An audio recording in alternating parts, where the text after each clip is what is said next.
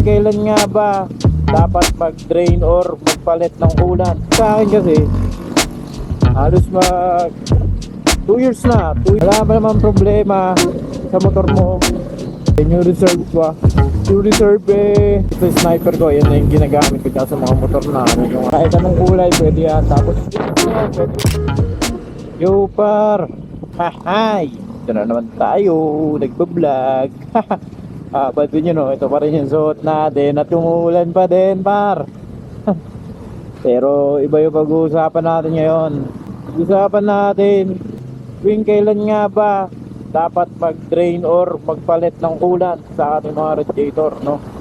Sa ating mga motor, lalo na sa mga liquid cooled na motor dito sa mga ating mga scooter, no? Lalo na yung mga Honda Click 125, ano pa ba mga liquid cooled, 150cc, Aerox, NMAX, yan, datong 160 na Click, pati 150. Kailan ba tayo dapat magpalit ng ating liquid cooled or coolant para sa ating mga radiator? Itong sa akin kasi halos mag 2 years na, 2 years and 8 months na tong motor ko.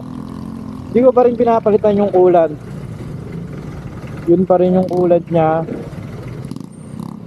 Kumbaga malinis pa, hindi pa naman nag-overheat yung motor ko, walang tagas, walang halo sa langis, hindi siya naghahalo pa.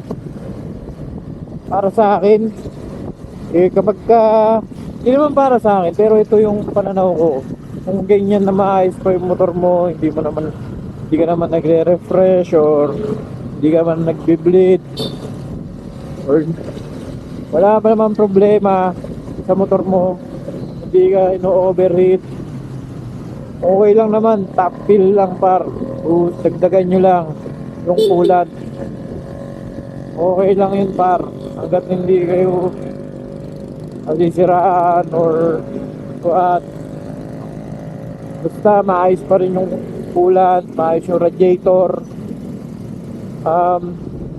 Kasi meron akong napanood, no? Kain nga kay Sir Mel, yan. Sabihin natin kay Sir Mel. Kapag magpapalit kayo ng coolant, magpapalit lang ng radiator, magbababa ng makina, kung naghahalo na yung langis tsaka yung tubig, yung langis at tsaka tubig, langis at coolant, yan. Pag mga ganyan sitwasyon, tsaka lang tayo magpapalit ng coolant. Pero kung normal lang na bawas lang ganon, top fill lang hanggang doon lang sa gitna na makikita nyo naman yung coolant natin, yung reserve pa. Yung reserve meron dyan full tsaka low, di ba, makikita nyo. Ang iano nyo lang para sa akin, sa ko lang siguro yung gitna, okay na yun, yung gitna ng full tsaka low. Premix lang naman na radiator ngayon, kaya okay na yan, madali.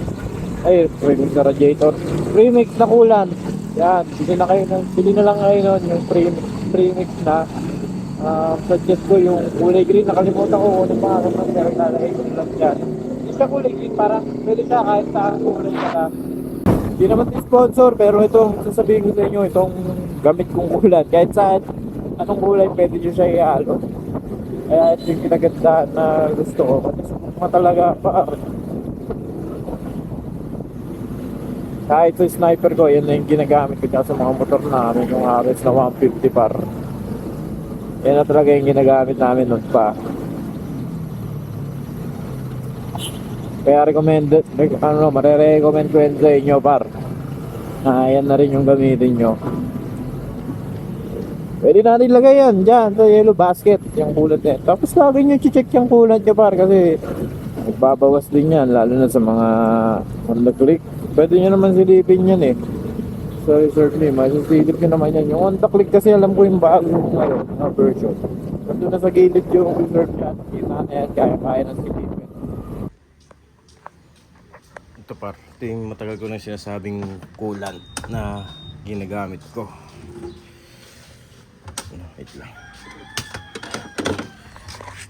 itong Freestone. Ayan. Ready to use na yan. Ayan. Buksan natin yung coolant. Takpan nyo lang ulit. Ayan ang kinagandaan dito sa 160 ngayon. Dito na yung reserve. Madaling i-access. Yun lang yun, oh. Tapos yung pin lock. Di tulad ng nasa 125 tsaka yung lumang 150. Nandun sa ilalim. Mahirap lagyan tsaka silipin. Yan. Tapos, dali lang silipin. Sa 160 kasi na-click.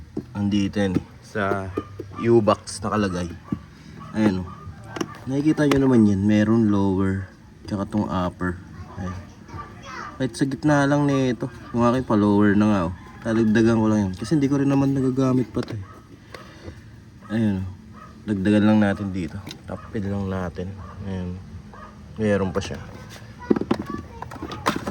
Kita nyo. Sana kita, no?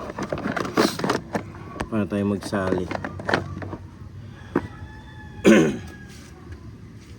Maganda kasi dito kahit anong kulay pwede. Ayan, oh. All makes, all models. Add to any color for coolant. It's ready to use na yan. Top fill lang tayo. Dito lang.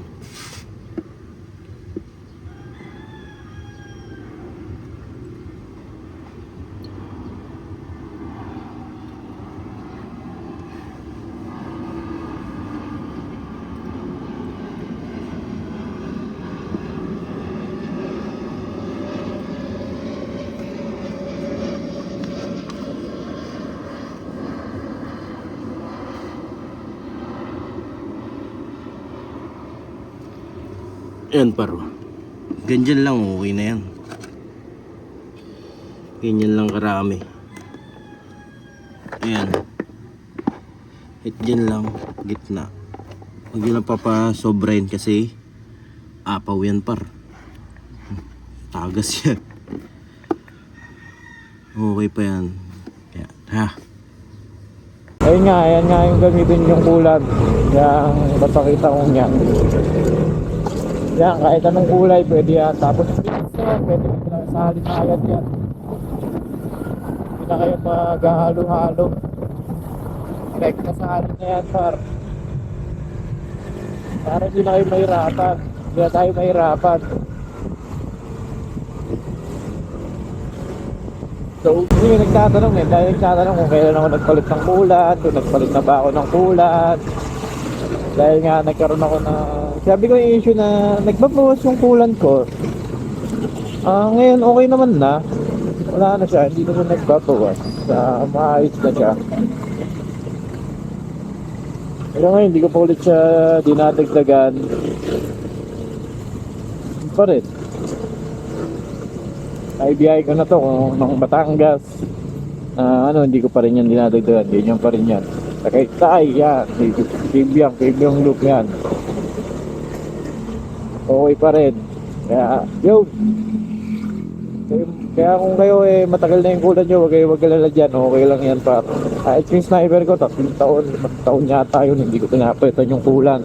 Dagdagan ko lang. Pwede na lang talaga kung magbababa kayo ng makina o magpapalit kayo radiator yan. Kailangan nyo magpalit ng kulan. Kailangan nyo mag-bleed.